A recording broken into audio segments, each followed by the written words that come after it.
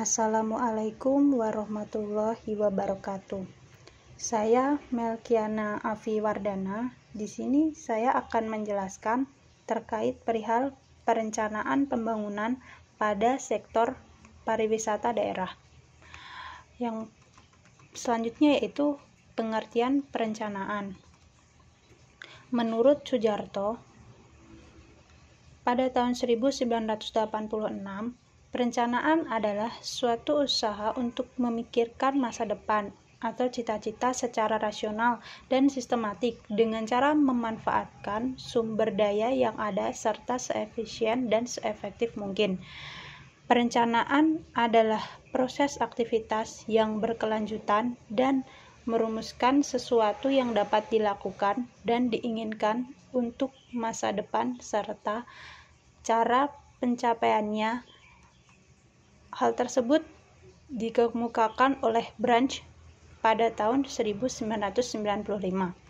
Selanjutnya yaitu konsep perencanaan pembangunan. Menurut Suryo Sakti Hadiwijoyo pada tahun 2012, bahwa teori perencanaan yang ideal adalah yang tidak hanya mampu mengakomodasi kepentingan dan kebutuhan masyarakat, tetapi juga mampu memadukan berbagai kepentingan yang terlibat. Perencanaan pembangunan secara umum dapat diartikan sebagai suatu proses perumusan alternatif-alternatif atau keputusan-keputusan yang didasarkan pada data-data dan fakta-fakta yang akan digunakan sebagai bahan untuk melaksanakan suatu rangkaian kegiatan atau aktivitas kemasyarakatan, baik yang bersifat fisik, material maupun non-fisik, yaitu mental dan spiritual, dalam rangka mencapai tujuan yang lebih baik. Selanjutnya yaitu konsep perencanaan pembangunan sektor pariwisata. Perencanaan pariwisata merupakan suatu proses pembuatan keputusan yang berkaitan dengan masa depan suatu daerah tujuan wisata atau atraksi wisata yang merupakan suatu proses dinamis penentuan tujuan yang secara sistematis mempertimbangkan berbagai alternatif tindakan untuk mencapai tujuan. Implementasi terhadap alternatif terpilih dan evaluasi. Proses perencanaan pariwisata dengan melihat lingkungan, yaitu fisik, ekonomi, sosial, dan politik, sebagai suatu komponen yang saling terkait dan saling tergantung satu dengan yang lainnya. Hal tersebut dikemukakan oleh Paturusi pada tahun 2008. Faktor-faktor yang dapat mempengaruhi perencanaan pembangunan daerah bidang pariwisata menurut pendapat Riyadi dan Bratakusumah pada tahun 2004 adalah yang pertama, faktor lingkungan, di mana ada masyarakat, lingkungan, dan budaya. Yang kedua, sumber daya manusia perencana. Yang ketiga, sistem yang digunakan. Yang keempat, perkembangan ilmu dan teknologi. Yang kelima, faktor pendanaan. Selanjutnya yaitu karakteristik dalam pariwisata. Pariwisata merupakan suatu kegiatan yang sangat kompleks yang mempunyai karakteristik multidimensional atau berdimensi banyak. Karakteristik multidimensional secara detail yaitu yang pertama, multi aspek atau pariwisata mencakup aspek fisik, sosial, ekonomi, budaya, politik, dan HAM. Selanjutnya, multisektoral. Pariwisata berkaitan erat dengan sektor-sektor lainnya seperti pertanian, perikanan, manufaktur, transportasi, berbagai pelayanan dan fasilitas umum dan infrastruktur lainnya. Selanjutnya, multiproduk. Produk yang ditawarkan pariwisata itu bermacam-macam sesuai dengan demand wisatawan.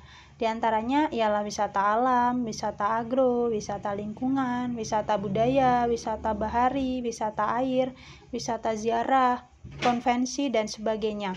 Yang selanjutnya yaitu multi-level.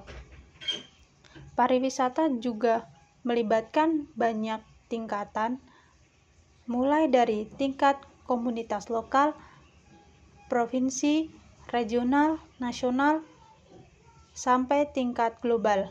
Yang selanjutnya, multi-region. Pariwisata tidak mengenal batas wilayah administratif. Objek atau daya tarik wisata bisa saja mencakup lebih dari satu wilayah, atau akses atau pintu masuk suatu destinasi wisata bisa saja dari wilayah administrasi lain. Sehingga sebagian PAD tidak masuk ke kas daerah di mana objek dan daya tarik wisata tersebut berada. Selanjutnya terdapat komponen dalam pariwisata. Menurut Koper dan kawan-kawan pada tahun 1995, terdapat 4 komponen yang harus dimiliki oleh sebuah objek wisata. Yang pertama yaitu atraksi atau attraction, seperti alam yang menarik, kebudayaan daerah yang menawan, dan seni pertunjukan. Yang kedua, aksesibilitas atau accessibilities, seperti transportasi lokal dan adanya terminal. Yang ketiga, amenitas atau fasilitas, seperti tersedianya akomodasi, rumah makan, dan agen perjalanan. Yang keempat, ancillary service, yaitu organisasi kepariwisataan yang dibutuhkan untuk pelayanan wisata, seperti destination marketing, management organization, conventional and visitor bureau. Dan selanjutnya yaitu keuntungan pengembangan pariwisata.